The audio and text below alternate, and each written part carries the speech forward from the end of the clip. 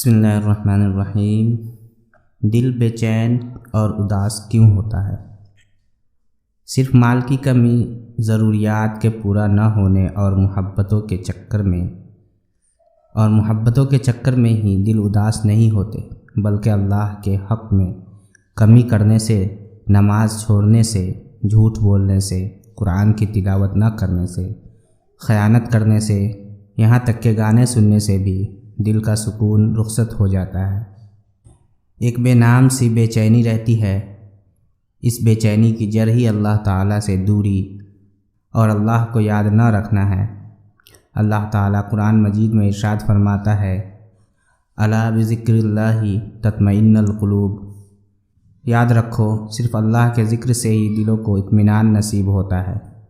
دین پر عمل پیرا ہوں، خوش رہیں، خوشیاں بانٹیں۔ السلام علیکم ورحمۃ اللہ وبرکاتہ۔